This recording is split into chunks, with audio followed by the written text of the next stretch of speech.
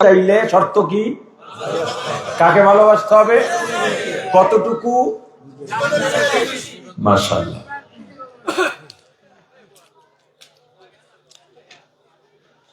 হ্যাঁ, এখন ভালোবাসা আজীবন আপনারা শুনছেন ভালোবাসতে হবে, কিন্তু ভালোবাসা জিনিসটা কি এই ব্যাখ্যা আমার মনে হয় আপনারা শোনেন নাই, এবং আপনাকে জিজ্ঞেস করলে আপনি বলতে পারবেন না ভালোবাসা কি। ভালোবাসা পৃথিবীর শ্রেষ্ঠতম পবিত্র শব্দ। কি বলছি? ভালোবাসা পৃথিবীর শ্রেষ্ঠতম পবিত্র শব্দ, এর থেকে পবিত্র শব্দ আর নাই। এই পবিত্র ভালোবাসা আমরা আলেমরা, খতিব সাহেবরা, ওয়াইজিনে কেরাম আলোচনা না করতে করতে এখন নাপাক সম্পর্কের নাম দিছে ভালোবাসার। ওইটা কি পবিত্র বলে? কথা বলে না। আরে ওরা তো বলে ওইটাকে ভালোবাসা, এবং ওইটাকে পবিত্র ভালোবাসাই বলে ওরা, কিন্তু ওটা তো নাপাক সম্পর্ক, ওটা তো পবিত্র ভালোবাসা না। আমরা পবিত্র ভালোবাসা কি এটা আলোচনা না করার কারণে ওরা এই শব্দটা চিন্তা করে নিয়ে গেছে। প্রথমে বুঝেন ভালোবাসা কি।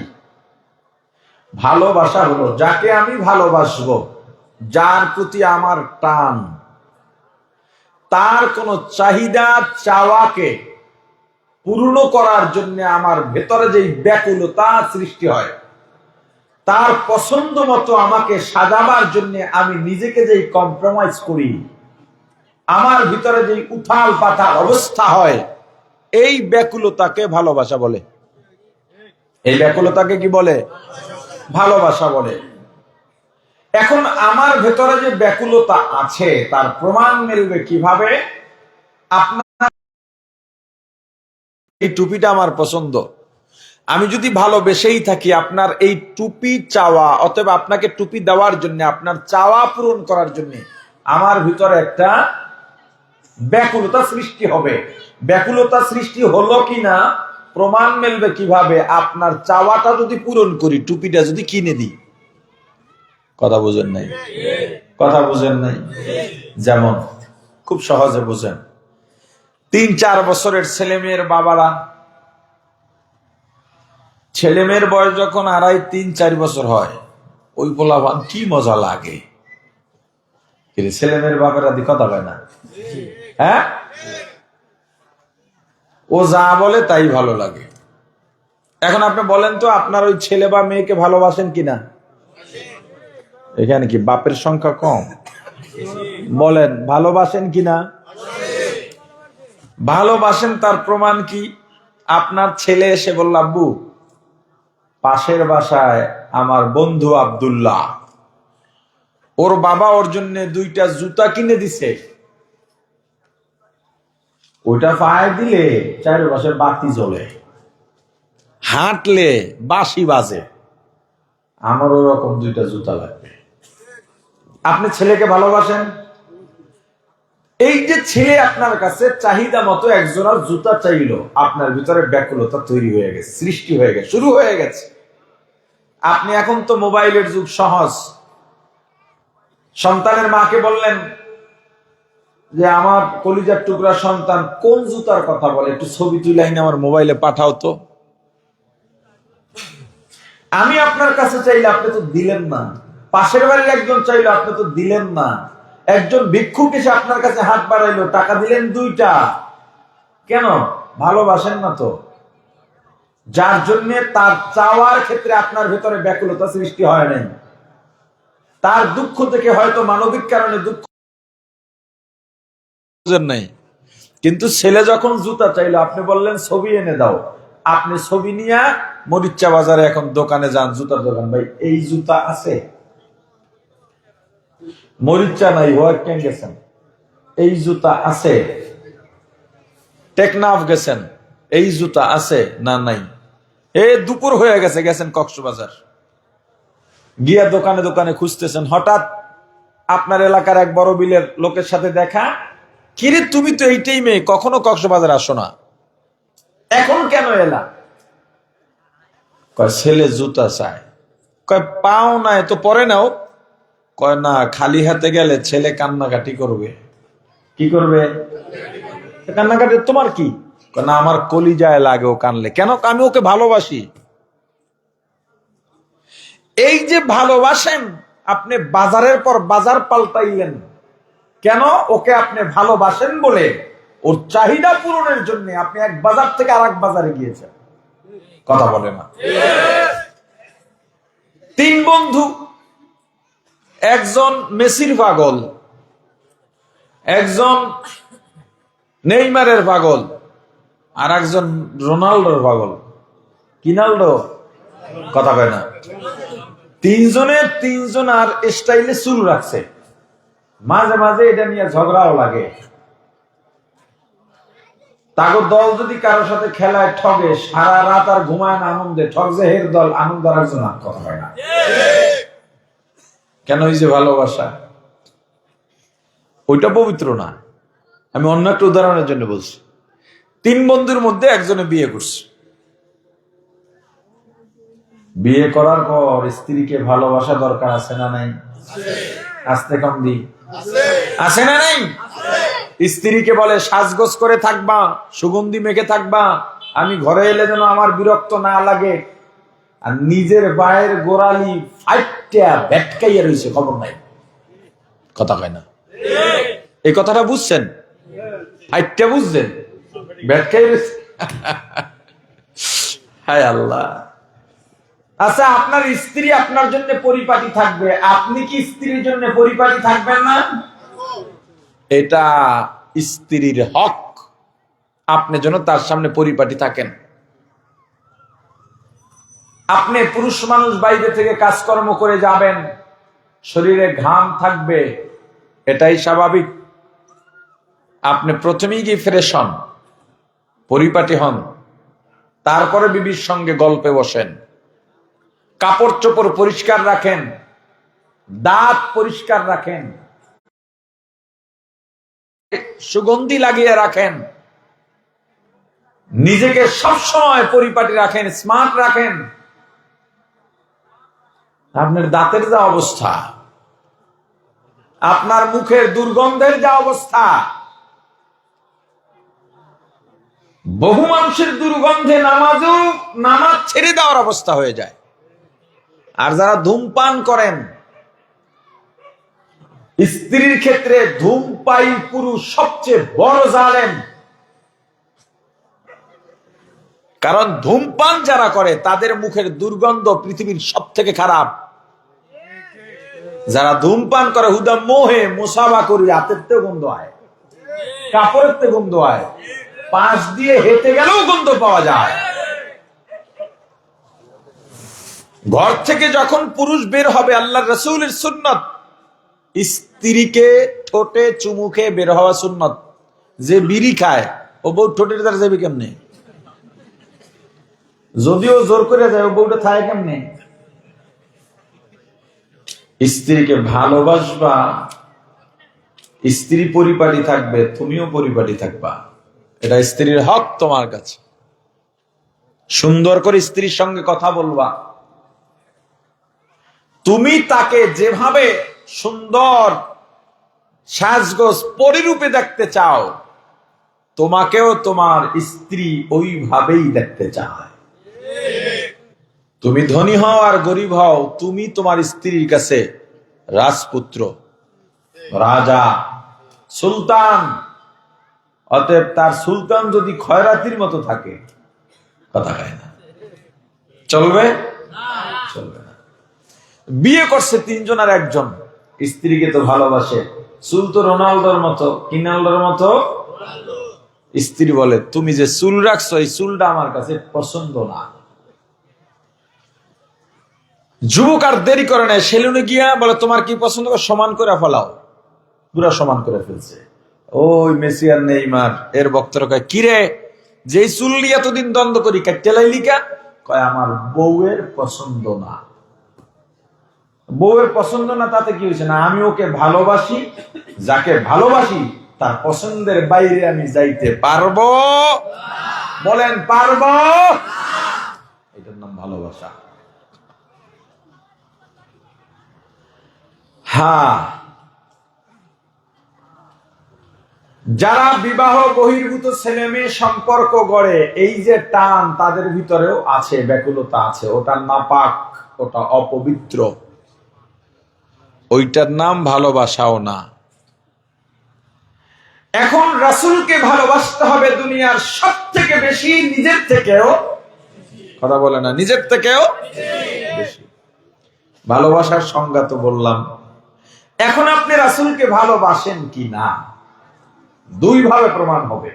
এক, রাসূল আমার কাছে কি চাইলেন, সেই চাওয়া পূরণের জন্য আমার ভিতরে ব্যাকুলতা সৃষ্টি হবে। আমার ভেতরে ব্যাকুলতা আছে কিনা প্রমাণ হবে পালন করার মাধ্যমে। দুই, রাসূলের কি পছন্দ আর কি অপছন্দ। আমি যদি রাসূলকে ভালোবাসি, আমার কথা থাকবে, আমি কোন দলমত বুঝি না, আমার রাসূলকে ভালোবাসি, আমার ভালোবাসার পাত্রের অপছন্দের কাজ আমি উম্মত করতে পারবো। বুঝতে পারছেন? এখন রাসূলের চাওয়া কি, রাসূলের পছন্দ কি? সারা পৃথিবীর সব নবী রাসূল ইন্তেকালের পরে আসমানে গিয়েছেন, আমার রাসূল আসমানে যান নাই।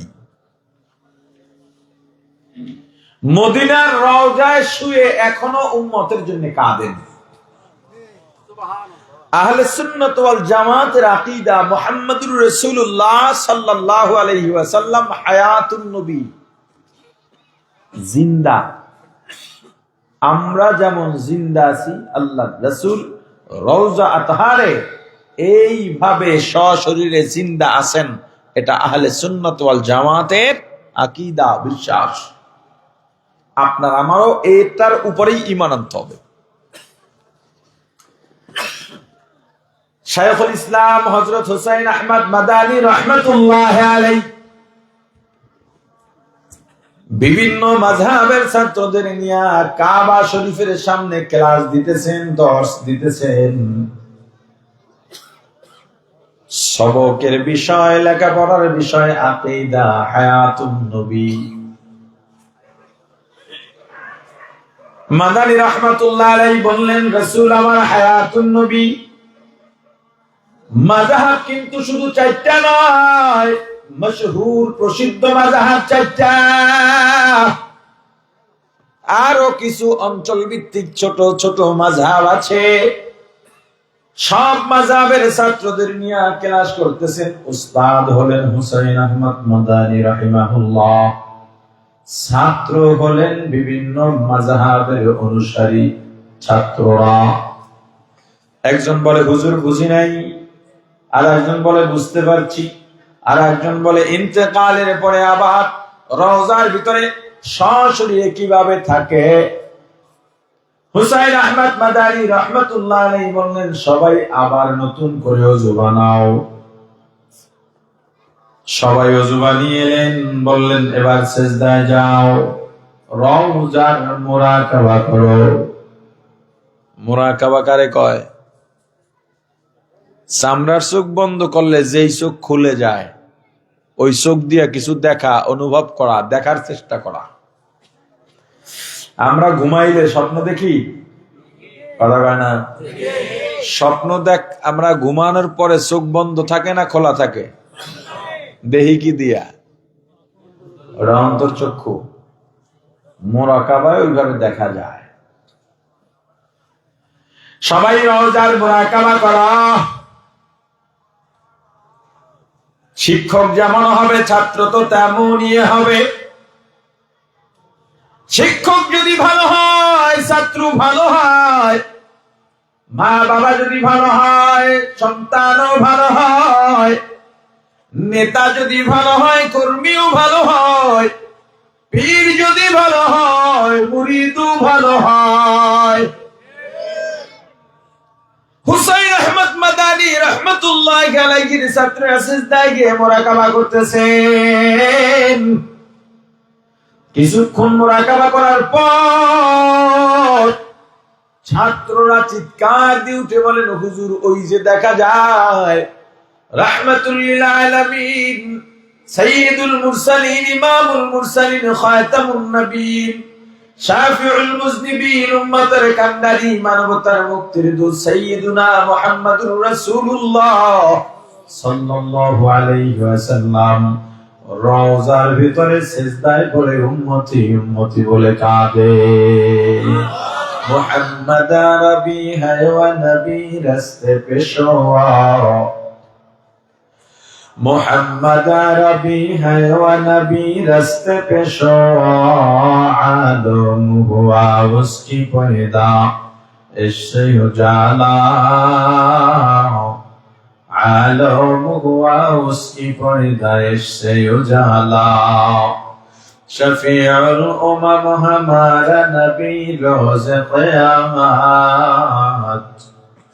शफीउल उमम हमारा नबी रोज़ क़यामत, शफाअत करेगा अल्लाह के पास गुनहगार उम्मत, शफाअत करेगा अल्लाह के पास गुनहगार उम्मत। ला इलाहा इल्लल्लाह, ला इलाहा इल्लल्लाह, ला इलाहा इल्लल्लाह, ला इलाहा इल्लल्लाह, ला इलाहा इल्लल्लाह, ला इलाहा इल्लल्लाহ। কোন ডিস্টার্ব দেবেন না বাবার মধ্যে, যে যেভাবে পারে বসবে, এটার করেন না। জায়গা সংকটের জায়গা বড় বানাইতেন, এটা কি করবে মানুষ বয়ানের মধ্যে? এখন এটা বারবার করলে তো মুশকিল। ফাঁকে ফাঁকে জায়গা থাকলে আগায় বসেন, আর বলা হবে না। পিছনে যারা আছে তাদেরকে বসার সুযোগ করে দিয়ে। প্রাণের ভাই আমার, আমরা রাসূলের উম্মত, রাসূলকে ভালোবাসা দরকার। শুধু মুখে বলি রাসূলের ভালোবাসার মেকদার, রাসূলের ভালোবাসার হাত জানি না, রাসূলকে ভালোবাসার মতো বাঁচতেও পারি না। রাসূলকে যদি দুনিয়ার সবকিছু এমনকি নিজের থেকেও বেশি ভালোবাসতে না পারি, মুমিন খাঁটি মুমিন হতে পারবো না, পূর্ণ মুমিন হতে পারবো না। ও ভাই, আমাকে বলেন, একজন মানুষ রাসূলকেও ভালোবাসে, দুনিয়াকেও ভালোবাসে, তবে দুনিয়ার ভালোবাসা রাসূলের ভালোবাসার থেকে বেশি। আগে বুঝেন কি বলছি? রাসূলকেও ভালোবাসেন, দুনিয়াকেও ভালোবাসে, তবে রাসূলের ভালোবাসার থেকে দুনিয়ার ভালোবাসা বেশি। দুনিয়ার ভালোবাসার থেকে রাসূলের ভালোবাসা বেশি না, তবে ভালোবাসা আছে। দুনিয়া আর রাসূল, দুই দিকে দুজনকে দাঁড় করান। রাসূলেরও ভালোবাসা আছে, দুনিয়ারও ভালোবাসা আছে, তবে একজন ব্যক্তি এমন আছে, রাসূলের ভালোবাসার থেকে দুনিয়ার ভালোবাসা বেশি। দুনিয়ার ভালোবাসার থেকে রাসূলের ভালোবাসা বেশি নয়, তবে রাসূলের প্রতি ভালোবাসা আছে, কিন্তু কি না, বেশি না। এই লোকের ঈমান আছে, আছে, ঈমান আছে। কেমন ঈমান? 10 কেজি পানির ভিতরে 1 কেজি দুধ দিলেন, এই পানিতে দুধ এখন আছে না নাই? পৃথিবীর কেউ বলতে পারবে দুধ নাই? কথা বলে না। পানি কটুক, দুধ কটুক, তবে পানিতে দুধ কি? পানিও আছে, দুধও আছে। পরিমাণ কিসের বেশি? কম কি? দুধ। দুধ আছে ঠিক, কিন্তু এই দুধ কেউ খাইতে পারবে? বিক্রি করতে পারবে? সর হবে, মাখন হবে, ঘি হবে। এই পানিতে এই দুধ যেমন কোনো কাজে লাগবে না, তবে দুধ আছে। ঠিক তদ্রুপ ভাবে দুনিয়ার ভালোবাসাও আছে, রাসূলের ভালোবাসাও আছে, কিন্তু রাসূলের ভালোবাসা দুনিয়া থেকে বেশি না, কম। তার ঈমান আছে ঠিক, কিন্তু এই ঈমান দিয়া কিচ্ছু হবে না। এই ঈমান জান্নাত পাবে না, জাহান্নাম থেকে তাকে মুক্তি দিতে পারবে না। পূর্ণ ভালোবাসতে হবে আমার রাসূলকে। কিয়ামতের ময়দানে রাসূলের সুপারিশ ছাড়া কেউ জান্নাতে যেতে পারবে না। বড়বিলের মানুষ যাইতে পারবে? হ্যাঁ, আপনাদের নেতারা আছে না, তারা নিয়ে যাবে।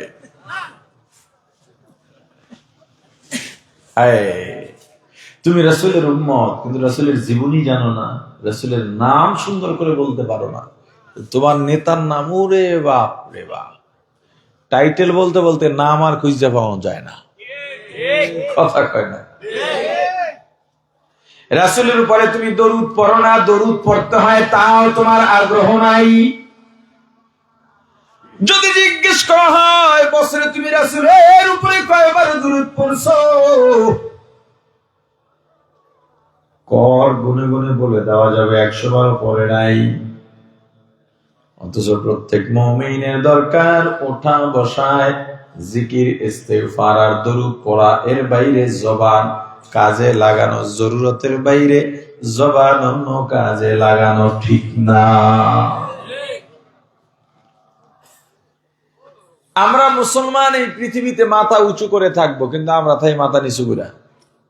কাফেরাম করে মারে, ইহুদিরা মারে, খ্রিস্টানরা মারে, পশ্চিমারা মারে, সবাই আমাদেরকে মারে। মায়ের আমাদের জন্য বরাদ্দ। অথচ এই পৃথিবী সভ্যতা, মানবতা, অধিকার, মর্যাদা সবকিছু প্রতিষ্ঠা হয়েছে আমার রাসূলের আগমনের মাধ্যমে। রাসূলের দুনিয়ায় আগমনের পূর্বে যে যুগ ছিল, ওই যুগের নাম ছিল আইয়ামে জাহিলিয়া। কি যুগ? বর্বর যুগ। কি হতো এই যুগে? নারীদের কোন ইজ্জত ছিল না। নারীরা নিজেরাই নিজেদেরকে মানুষ মনে করতে পারতো না। যখন যে মনে চাইতো কুকুরের মতো ব্যবহার করত। এই ঘৃণাটা বাড়তে বাড়তে বাড়তে বাড়তে এমন একটা স্তরে পৌঁছে গেল, কোন দম্পতির যদি কন্যা সন্তান হতো তাকে মেরে ফেলতো, না হয় দাফন করে দিত। যদি শুনো মুখের কন্যা সন্তান হয়েছে, তাহলে তার ইজ্জতের ব্যাপার। আমার রাসূল দুনিয়ায় এলেন, এসেই নারীর অধিকার, মর্যাদা, সম্মান কিভাবে দিলেন। নবীজি এসেই বললেন, যদি কারো একজন কন্যা সন্তান হয় তার জন্য একটা জান্নাত। যেই মা বাবার 2 জন কন্যা সন্তান হবে, ওই মা বাবার জন্য 2টা জান্নাত। যেই মা বাবার 3 জন কন্যা সন্তান হবে, ওই মা বাবার জন্য 3টা জান্নাত। এরপর আমার রাসূল বললেন, ক্বালান নবী সাল্লাল্লাহু আলাইহি ওয়াসাল্লাম, আল জান্নাতু তাহতা আকদামিল উম্মাহাত, আও কামা ক্বালান নবী আলাইহি সালাতু ওয়াসসালাম। হে দুনিয়ার পুরুষ জাতি, নারীর সামনে চোখ রাঙায় কথা বলবা না, ধমক দিয়া কথা বলবা না, গায়ে হাত তুলবা না। কারণ আল্লাহ ওদেরকে নরম করে বানিয়েছেন, ওরা ধমকের কথা সইতে পারে না, রাগ সইতে পারে না, চোখ রাঙানো সইতে পারে না। ওরা নরম, ওরা কোমল, ওরা দুর্বল। তুমিও ওদের সঙ্গে কথা বলো কোমল ভাবে, যেমন একজন শিশুর সঙ্গে কথা বলো।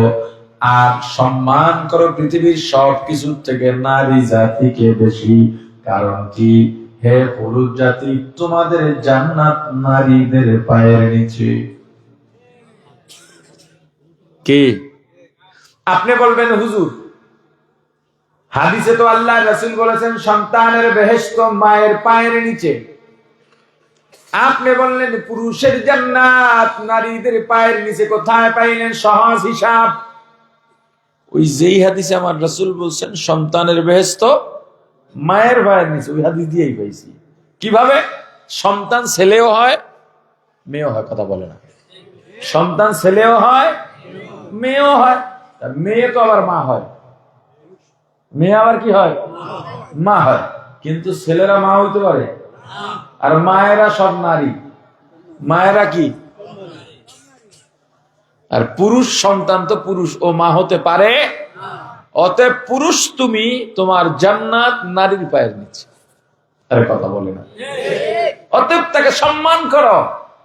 আমার রাসূল এমন অধিকার আর মর্যাদা প্রতিষ্ঠা করলেন, আমাবস্যার অন্ধকার রাতে 16-17 বছরের সুন্দরী রূপসী যুবতী একা হেঁটে যেত, ইজ্জত হারাবার ভয় করত না। আর তোমরা কোন রোকেয়ার নিয়ে এসো ছাতা মাথা? নারীর অধিকার প্রতিষ্ঠা করছেন মুহাম্মদুর রাসূলুল্লাহ সাল্লাল্লাহু আলাইহি ওয়াসাল্লাম। পল্টন ময়দানে ভাষণ দেয়, দেখেন না এখন তার পল্টন নাই, কথার কথা। নারী পুরুষের সমান অধিকার হবে, নারী আর পুরুষের অধীনে থাকবে না, নিজ পায়ে দাঁড়াবে। এতদিন অন্যের পায়ে দাঁড়ায় গেছিল, ভাষণ টাষণ দিয়ে বাসায় গেছে। বিবিকে বলে তোমাদের মর্যাদা বাড়ায় দিছি। বলে কেমনে? আগামীকাল থেকে মাটি কাটতে নামবা। এইটা ভাঙতে নামবা। বিবি বলে এটা কোনো কথা?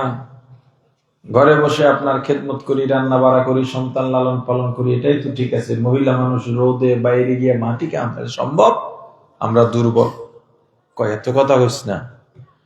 সারা দুনিয়ায় এই বক্তব্য দিয়া নারী করে রাস্তায় নামাইয়া নোবেল পুরস্কার হইলা, আর বউডারই কথা শুনাইতে পারলাম না।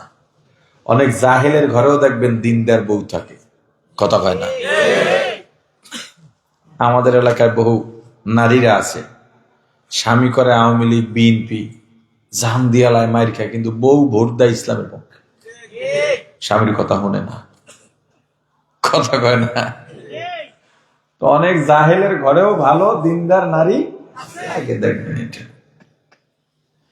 তা যাই হোক, পরের দিন নাস্তা পানি করে নেতা চিন্তা করলো শরীর ভালো লাগে না, ডাক্তারের কাছে যাই। ডাক্তারের কাছে গেছে, ডাক্তার বলে নাস্তা করছেন? বলে হ্যাঁ। কয় খাওয়া দাওয়া করলে হবে না, আগামীকালকে খালি পেটে প্রস্রাব নিয়ে আসবেন, পরীক্ষা করা লাগবে।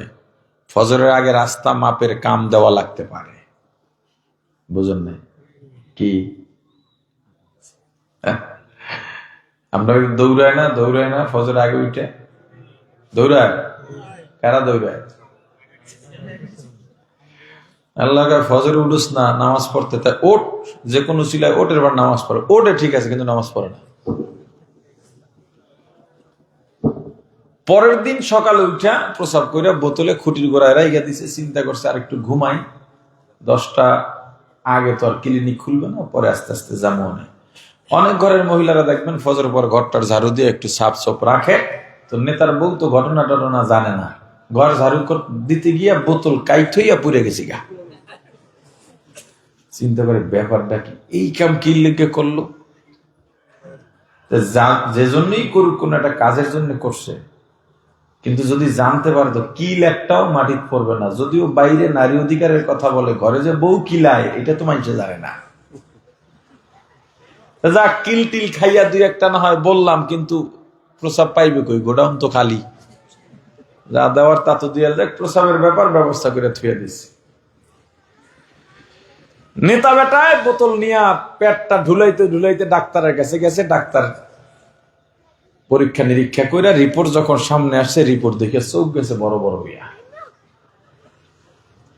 ডাক্তার একবার রিপোর্টের দিকে তাকায়, আর একবার নেতার দিকে তাকায়।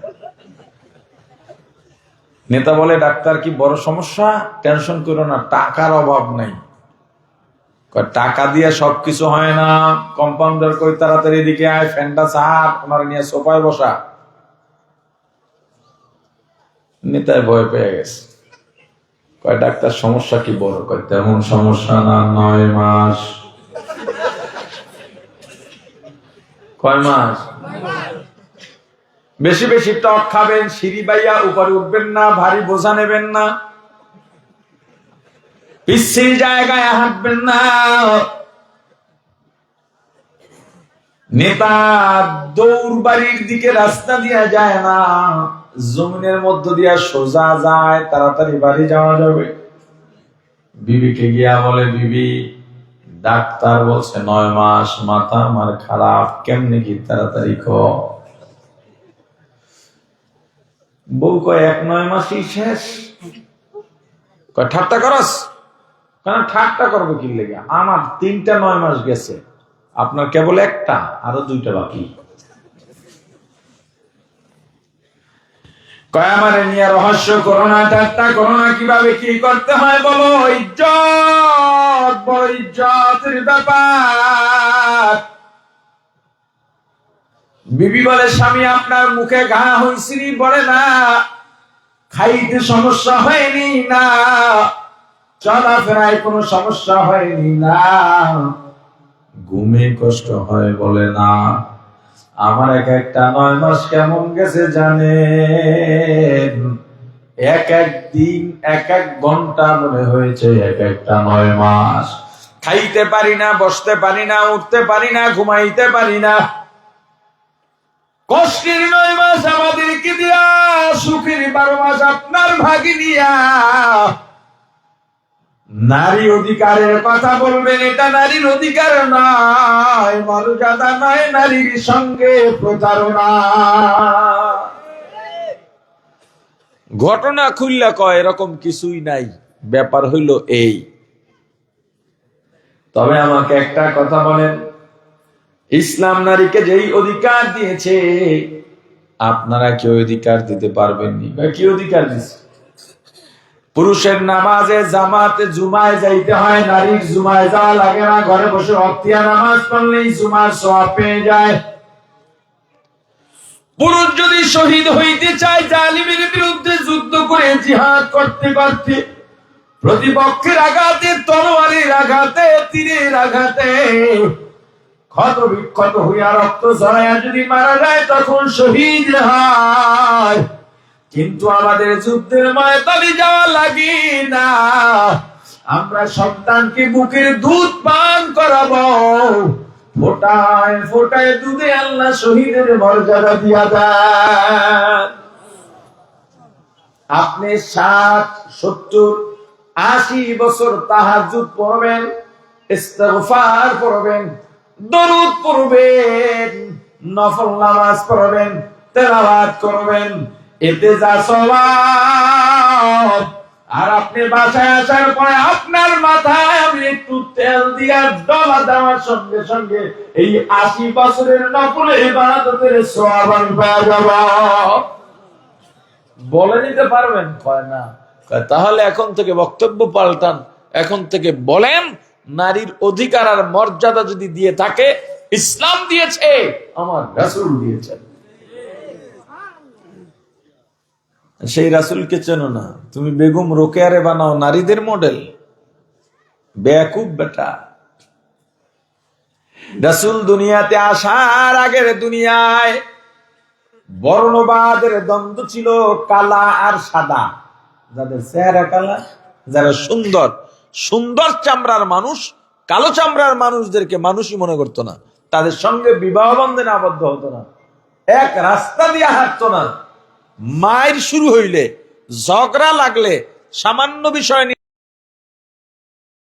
রাসূল এসে বললেন কোন বর্ণবাদ থাকবে না, চামড়া দিয়া মানুষ নির্ণয় হবে না, অর্থ দিয়া মানুষ নির্ণয় হবে না, বংশ মর্যাদা দিয়া মানুষ নির্ণয় হবে না, এবং ক্ষমতা দিয়াও মানুষ নির্ণয় করা যাবে না। মানুষ নির্ণয় হবে কিসের মাধ্যমে? আল্লাহ কি বলেন? يوم لا ينفع مال ولا بنون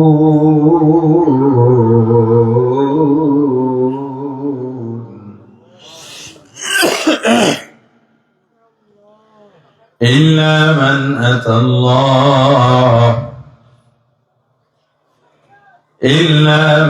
أتى الله بقلب سليم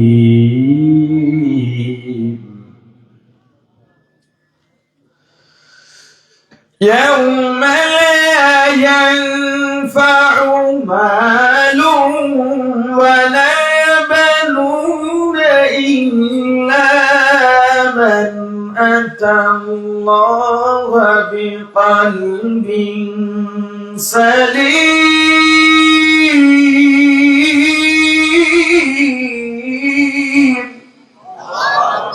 লা ইয়ানফা, কিয়ামতের ময়দানে কোনো উপকারে আসবে না।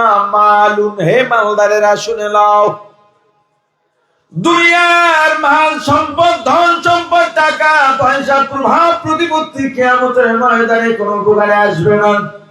ওয়ালা বানুন, সন্তান সন্ততি, নেতা নেত্রী কোনো কাজে আসবে না, কোনো উপকারে আসবে না। কি উপকারে আসবে জানো? ইল্লা মান আতাল্লাহ, যারা আমি আল্লাহর কাছে আসবে, কি নিয়া বিকলবিন সালিম, একটা শুদ্ধ পরিচ্ছন্ন কলব নিয়ে আসবে। এদের দাম, কার দাম? পরিচ্ছন্ন কলবের দাম। চামড়ার দাম নাই। সম্পদ দিয়া মানুষের মর্যাদা নির্ণয় হবে না, ক্ষমতা দিয়া মানুষের মর্যাদা নির্ণয় হবে না, বংশ দিয়া মানুষের মর্যাদা নির্ণয় হবে না। দেখো, পৃথিবীর সব থেকে কালো মানুষটার নাম হযরত বেলাল। গোলাম, কৃতদাস ছিলেন। এত কালো মানুষ, যত কালো হোক না কেন, হাতের তালু সাদা থাকে, কিন্তু হযরত বেলালের হাতের তালুও কালো ছিল। কিন্তু দেখেন, আমার রাসূল যখন মেরাজ থেকে এলেন, এসেই বললেন, আমি আরশের পায়ায় বেলালের হাঁটার আওয়াজ পাইছি। আল মুয়াদ্দিনুনা আতওয়ালুন নাসি আ'নাকান ইয়াওমাল কিয়ামাহ, আও কামা ক্বালা an-নবী আলাইহিস সালাতু ওয়াস সালাম। হযরত বেলাল এমন কালো, এমন কালো, হাতের তালু পর্যন্ত কালো ছিল, ঠোঁট বাড়ি ছিল, দেখতে সুন্দর না। কিন্তু আমার রাসূল ঘোষণা করে দিয়েছেন, কিয়ামতের ময়দানে বেলালের মর্যাদা সবার থেকে উঁচা হবে।